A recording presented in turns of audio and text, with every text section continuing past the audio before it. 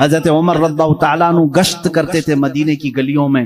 ایک بار تو ایسا ہوا کہ ملک شام سے واپس آ رہے تھے حضرت عمر, ایک گھر کے پاس رک گئے. اس گھر کی عورت جانتی نہیں تھی. حضرت عمر اس طرح سے اجنبی لوگوں کو پوچھتے بھی رہتے تھے. یہ فوٹو میڈیا اور سوشل میڈیا کا دور بھی نہیں تھا کہ ہر بادشاہ کا روزانہ فوٹو چھپنا لازم ہو, نہیں جانتے تھے. بہت سارے لوگ چہرے سے بھی نہیں واقف ہوتے تھے. حضرت عمر وہاں رک گئے. اس خاتون سے پوچھا خلیفۃ المسلمین عمر ابن خطاب کے بارے میں جانتی ہو؟ وہ کہتی ہاں جانتی ہوں, بہت اچھا آدمی, لیکن میری اس کو خبر نہیں, میری اس کو خبر نہیں. کہا کیوں؟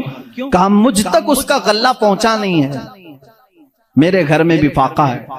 حضرت عمر نے کہا عمر امیر المومنین وہ مدینے میں رہتا ہے, تیرے تک خبر کیسے پہنچے گی؟ اتنی دور تو رہتی ہے ملک شام کے راستے میں. اس بوڑھی عورت نے کہا اگر اس کو یہاں تک کی خبر نہیں پہنچ سکتی تو اسے خلیفہ بھی نہیں بننا چاہیے. اگر اتنے دور کی کسی غریب کی خبر اس کو نہیں پہنچتی تو اسے خلیفہ بھی نہیں ہونا چاہیے. حضرت عمر اس رات اتنا روئے کہ ان کی داڑھی بھیگ گئی. سچ کہا اس خاتون نے, گئے بازار سے سامان خرید کر اپنے کندھے پر اٹھا لائے اور اس عورت کے گھر پہنچا. ایک گھر مدینے کا ایسا بھی آپ نے دیکھا جہاں رات کو عورت اپنے بچوں کو تھپک کر سلاتی تھی اور ہانڈی میں کچھ جل رہا ہوتا تھا. آگ لگی ہے, ہانڈی میں پکنے کی آواز آتی. حضرت عمر دیکھ رہے تھے, آواز سن رہے تھے. بچوں کو ماں کہہ رہے سو جاؤ سو جاؤ, بچے کہہ رہے ماں تو روزانہ یہی بول کے سلاتی ہے, 2 دن سے پک رہا ہے, کب پکتا ہے, ہم رات کو بھوکے سو جاتے. حضرت عمر دستک دیتے ہیں, اس گھر والی سے پوچھتے ہیں کیا معاملہ؟ کہا گھر میں کچھ بھی نہیں. پھر یہ ہانڈی میں کیا ہے؟ کہا پانی اور پتھر رکھی ہوں بچوں کو بہلانے کے لیے کہ اسی آس میں سو جائیں گے. حضرت عمر رضی اللہ تعالیٰ عنہ فرماتے ہیں مجھے اس کی خبر نہیں ہوئی. بیت المال میں گئے, پورا تھیلا اٹھایا آٹم کا, اناج کا, اپنے کندھے پر لے کر نکلی. ان کے غلام نے کہا یہ ہمیں دے دیں, ہم لے کر چلتے ہیں. سختی سے کہا قیامت کے دن کیا تو میرے اعمال کا بوجھ اٹھا پائے گا؟ مجھے اٹھانے دے. لے کر کیا ہے, نقاب باندھے ہوئے تھے اپنے چہرے پر. اس خاتون سے کہا میں روٹیاں پکاتا ہوں. گھر میں داخل ہو کر آٹا گوندھا, روٹیاں پکائی, بچوں کو جگایا, ان کا منہ دھویا, ہر روٹیاں انہیں پروسنے لگے. وہ خاتون کی آنکھوں میں آنسو آ گئے. کہا تجھ جیسا فرشتہ اللہ نے اتارا ہے, میرے گھر کئی دنوں کے بعد غذا آئی ہے. اس خاتون سے حضرت عمر نے پوچھا عمر کے بارے میں تمہارا کیا خیال ہے؟ عمر کے بارے میں تمہارا کیا خیال ہے؟ وہ کہتی ہے بہت نیک ہے, خلیفہ رسول ہے, لیکن کیا کروں مجھ جیسی غریب کی فریاد شاید اس تک نہیں پہنچی. اگر میرے بچے بھوکے مر گئے تو میں قیامت کے دن یہ شکایت ضرور کروں گی. حضرت عمر ہچکیاں لگ گئی, زور سے ہچکیاں آ گئیں حضرت عمر کو. وہ خاتون کہنے لگی میرے بھائی تجھے کیوں اس بات کا خوف ہے, تجھے کیوں اس بات کا ڈر ہے, تو کیوں رو رہا ہے؟ حضرت عمر جن کی آنکھیں لال ہو چکی تھی, غم کی وجہ سے بدن پہ کپ کپی تھی, نقاب ہٹایا. اس خاتون کو کہا عمر ابن خطاب میں ہی. وہ خاتون مچل گئی اور کہا اے رب ذوالجلال تو گواہ ہو جا, میں عمر کی یہاں پر بھی گواہی دیتا ہوں اور قیامت کے دن بھی گواہی دوں گی کہ اگر کسی غریب کی خبر گیری کوئی کر سکتا ہے تو وہ عمر ابن خطاب ہے. 1 سال پورے مدینے میں قحط آ گیا, وہ پورے سال تک حضرت عمر فاروق نے سالن نہیں کھایا, سالن نہیں کھایا, روٹی کو پانی میں بھگوتے تھے کھاتے تھے. لوگ کہتے تھے آپ کیوں نہیں کھا رہے ہیں, آپ خلیفہ ہیں؟ کہتے تھے قحط کا دور ہے, پتہ نہیں کون بھوکا ہے اور کون کھایا ہے, میں اس وقت تک نرم نہیں کھاؤں گا جب تک میری پوری رعایا خوشحال نہ ہو جائے. حضرت عمر کا یہ نظام تھا جس کے بعد حالات ایسے ہو گئے. صرف 2.5 سال کے بعد, صرف 2.5 سال کی خلافت کے بعد مدینے کے حالات یہ تھے میرے عزیزو, مدینے والے اپنی زکات لے کر باہر آتے تھے, لینے والا کوئی نہیں تھا. زکات لینے والا کوئی نہیں, سب زکات دینے والے تھے. سیدنا عمر ابن خطاب رضی اللہ تعالیٰ عنہ نے اتنا کیپیبل کر دیا تھا. حضرت معاذ بن جبل یمن سے وہاں کا مال غنیمت مدینے میں بھیجتے ہیں حضرت عمر کے پاس کہ مدینے کے غربا اور مساکین میں یہ بانٹ دیں. بہت مال آیا تھا. حضرت عمر نے وہ زکوٰۃ کے مال کو حضرت معاذ بن جبل پر یہ کہہ کر کے واپس کر دیا مدینے میں اب کوئی فقیر نہیں رہ گیا, سب زکوٰۃ نکالتے ہیں, اس کا کوئی مستحق نہیں, یمن میں ہی بانٹ دو. حضرت معاذ نے پھر دوبارہ بھیجا کہ یمن میں بھی کوئی فقیر باقی نہیں ہے, جو تھے ان کو بانٹنے کے بعد یہ بھیجا گیا ہے. حضرت عمر نے وہ مال دور کے کسی ملک بھیجا جہاں فقراء و مساکین تھے. یہ نظام عدل اگر کوئی قائم کر سکتا ہے تو وہ عمر ابن خطاب ہے رضی اللہ تعالیٰ عنہ. اور جانتے ہیں پوری کائنات کے لیے, پوری دنیا کے لیے حضرت عمر کے وہ کام جو آج بھی دنیا ان کی پیاسی ہے. اور پارلیمنٹ کے لا بنانے والوں کے لیے میرا چیلنج ہے, عمر ابن خطاب کے بنائے ہوئے قوانین کو چھوڑ کر آج پوری دنیا کی کسی پارلیمنٹ میں مکمل لا کوئی بنا ہی نہیں سکے گا. اس لیے کہ جرائم کے قوانین, بچوں کے قوانین, عورتوں کے قوانین, بوڑھوں کے قوانین, سب کے قوانین سب سے پہلے حضرت عمر فاروق نے مرتب کیے. اور جانتے ہیں یہ لے آؤٹ بنانے والا سسٹم, ڈیولپ کرنے والا سسٹم, سٹی بنانے کا پلان سیدنا عمر فاروق کا دیا ہوا ہے. سب سے پہلے بصرہ اور کوفہ آپ نے بنایا تھا, یعنی ماسٹر پلاننگ کے ساتھ سٹی بنائی گئی. روڈ بنانے کا سب سے پہلا کام حضرت عمر فاروق نے کیا ہے. تاریخ سب سے پہلے حضرت عمر فاروق نے قائم کی. بیت المال کا نظام سب سے پہلے حضرت عمر نے قائم کیا ہے. مسجدوں کے مؤذن اور مسجدوں کے اماموں کے لیے تنخواہ کا سسٹم حضرت عمر فاروق نے قائم کیا ہے. اور اتنا ہی نہیں, عدل کا حال تو ایسا تھا کہ کسی کے ساتھ کوئی رعایت نہیں, کسی کے ساتھ کوئی رعایت نہیں, چاہے وہ کوئی بھی ہو. مصر کے گورنر کے بارے میں لوگوں نے صرف اتنا کہا کہ ان کے ہاں بہت قیمتی گھوڑا ہے, بہت پیسوں کا گھوڑا ہے اور ان کا لباس بہت مہنگا ہے, یہ گورنر ہیں. حضرت عمر کے پاس یہ شکایت آئی, ان کو بلایا اور بلا کر کے کہا تو رعایا کے ساتھ کیا کرنے کے لیے تجھے بھیجا گیا؟ وہاں کے پیسوں سے تو نے قیمتی گھوڑا خریدا, قیمتی لباس پہنا. وہ ان کی گورنری کو معزول کر کے 100 بکریاں خرید کر کے ان کو دیا کہ اب زندگی بھر یہ بکریاں تو چرائے گا.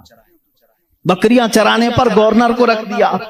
یہ ان کے معاملات میں پھر کوئی کچھ نہیں کہہ سکتا تھا.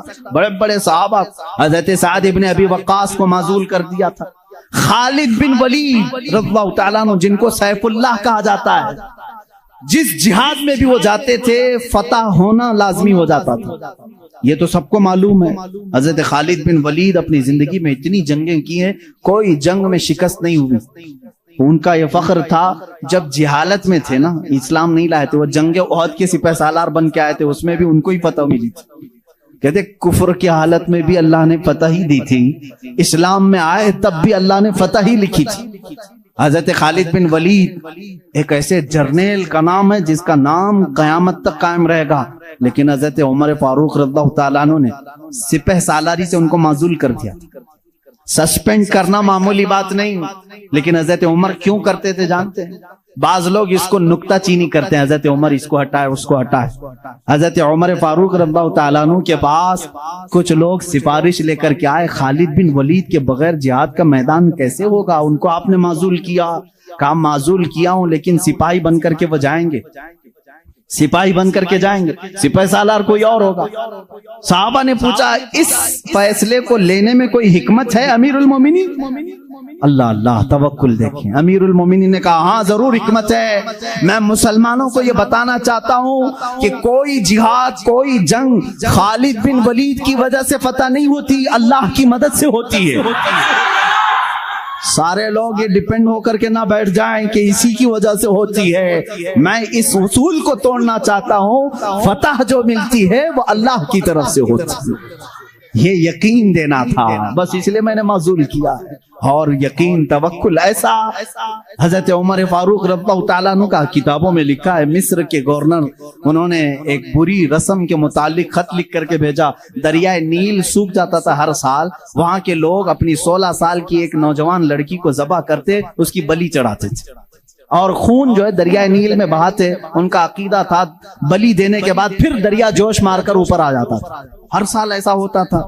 انہوں نے جب اسلامی حکومت وہاں آ گئی تو لوگوں نے وہاں کے گورنر سے جو مسلمان تھے صحابی تھے ان سے پوچھا ہر سال ہمارا معمول ہے اس سال بھی آپ اجازت دیں جلوس نکالیں گے ایک لڑکی کو ذبح کریں گے اس کا خون ڈالیں گے انہوں نے کہا میں تو یہ کام نہیں کروں گا اور اگر ایسا ہے تو دیکھا جائے گا وہ خاموش رہے دریائے نیل حقیقت میں سوکھ گیا پانی نیچے چلا گیا لڑکی کی بلی نہیں دی تو یاد رکھنا شیطان اس طرح کی حرکتیں تمہیں کر کے دکھایا تاکہ تمہارا عقیدہ خراب ہو جائے اس گورنر نے حضرت عمر کے پاس خط لکھا کہ اس کا کیا کروں یہ کیسے حل نکالوں حضرت عمر فاروق رضی اللہ تعالیٰ عنہ نے جواب میں 2 خط بھیجے ایک گورنر کے نام اور ایک دریائے نیل کے نام دریائے نیل دریا ہے کیا دریا بھی خط پڑھتا ہے دریا بھی بات چیت کرتا ہے ہاں رسول کے غلاموں کے ساتھ ہر چیز بات چیت کرتی ہے ہر چیز بات چیت کرتی ہے حضرت عمر نے ایک خط گورنر کے نام پر لکھا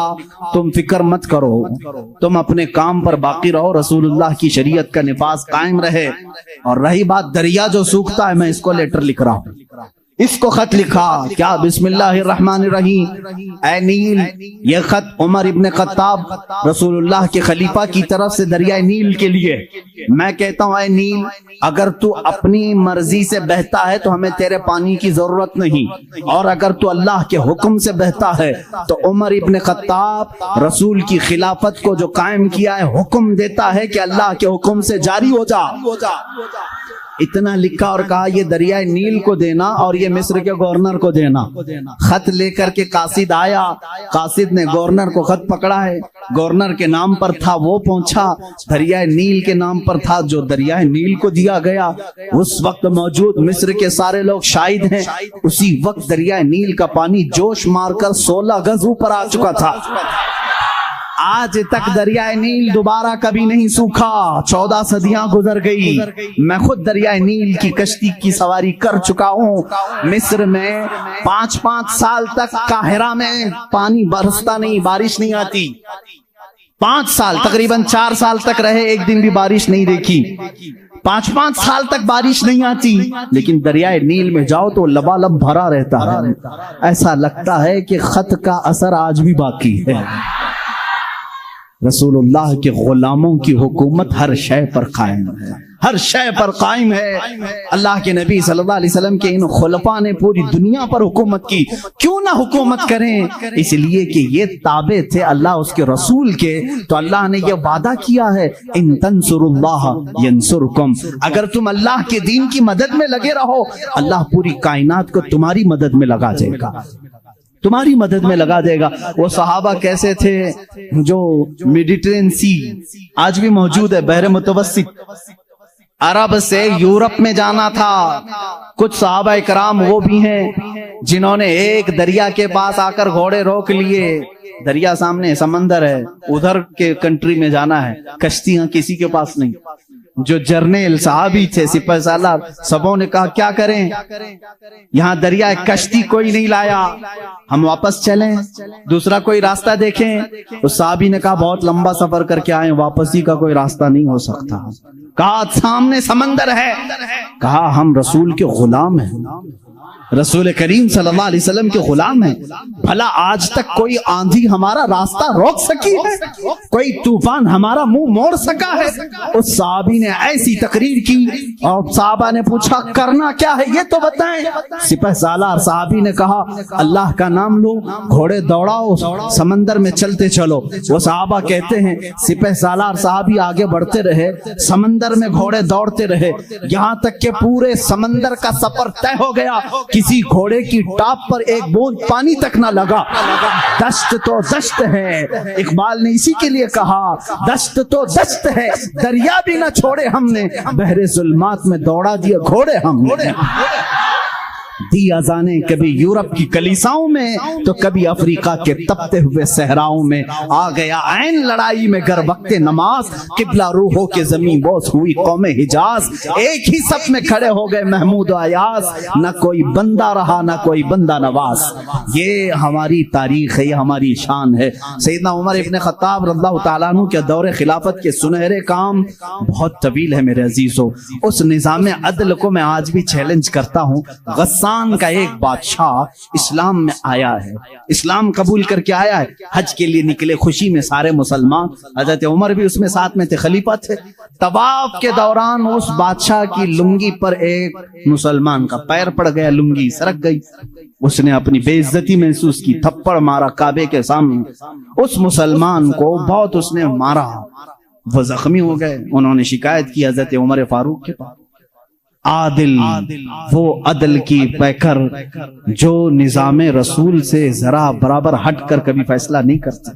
حضرت عمر کا فیصلہ تو وہ ہے کہ ایک بندہ یہ حضور کے پاس فیصلہ لے کر کے آیا تھا، معلوم ہے نا، ایک یہودی اور ایک مسلمان زمین کے جھگڑے میں فیصلہ کیا، حضور نے فیصلہ کیا یہودی کے حق میں یہ زمین تو چھوڑ دے، لیکن وہ مسلمان منافق تھا، دل میں بغض تھا، اس نے کہا میں رسول کا فیصلہ نہیں مانتا، عمر کے پاس فیصلہ لیں گے، عمر کے پاس کریں گے۔ وہ یہودی کو یقین تھا جو رسول فیصلہ کریں گے وہی عمر بھی کریں گے، لیکن یہاں معاملہ بدل گیا، یہاں معاملہ بدل گیا۔ وہ منافق یہ سوچتا تھا کہ عمر کو میں اپنی باتوں میں لے لوں گا، یہ یہودی ہے ہمارے دشمن، زمین میرے حوالے کر دی جائے۔ حضرت عمر کے پاس دونوں گئے اور کہا ہمارا معاملہ ایسا ایسا ہے۔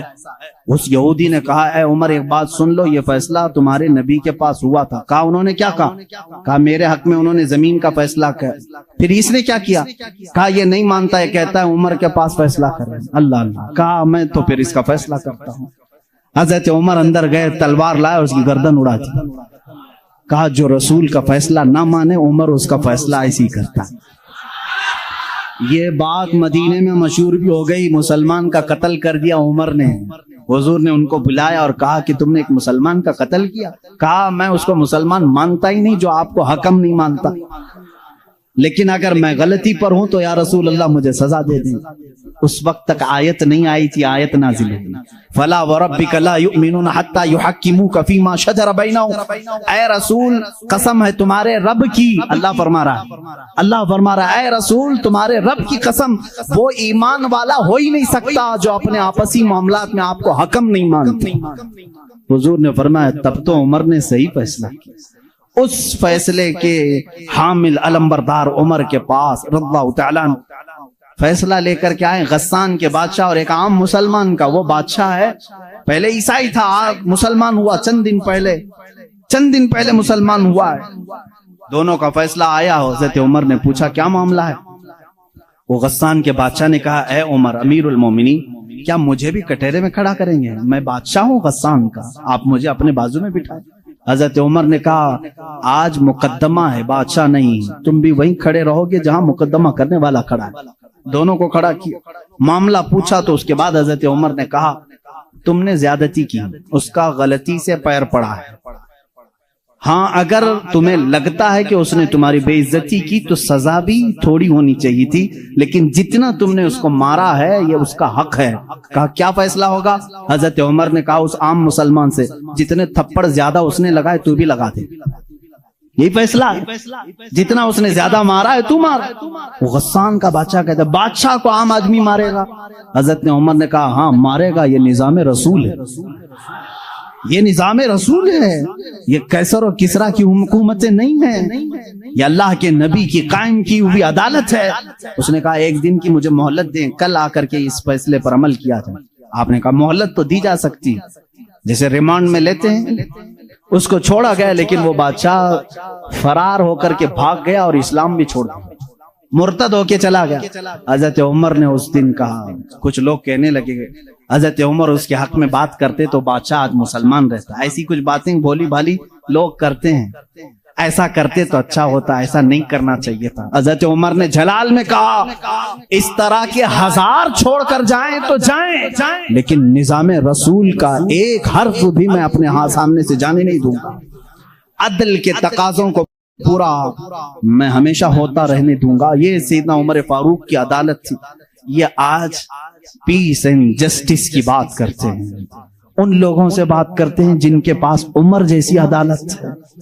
اے میرے عزیزو، عدالت کے نام پر آج بڑا دھبا ہے، یہاں پر بہت سارے معاملات ہو سکتا ہے، بہت سارے لوگ میرے اوپر اس بات کا بھی کیس کر دیں کہ یہ حد کی عدالت ہے، عدالت کی بے عزتی کرتا ہے، ہو سکتا ہے، میرے عزیزوں، میں اس عدالت کی عزت کرتا ہوں جہاں عدالت ہوتی ہے. میں اس کو جج اور عادل نہیں مانتا جو پارلیمنٹ کی سیٹ کی بھوک میں مسجدیں بیچ دیتا ہوں. میں اس کی عدالت کو نہیں تسلیم کرتا جو ایک قلیل جماعت کو نظر انداز کر کے حاکم پارٹی کی طرف بولتا ہے. میرے عزیزو، ایسے لوگ دنیا میں بہت سارے آئے جو ضمیر فروش ہوتے ہیں.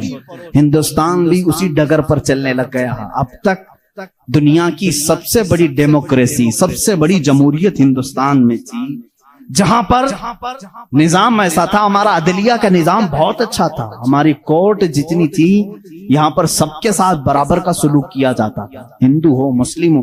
آج بھی بہت سارے جج ہیں جو اوتھ لیتے ہیں کہ میرا دین، میرا مذہب، میرا سب کچھ انصاف ہوگا، سمویدھان ہوگا، میں سامنے کسی کو نہیں دیکھوں گا.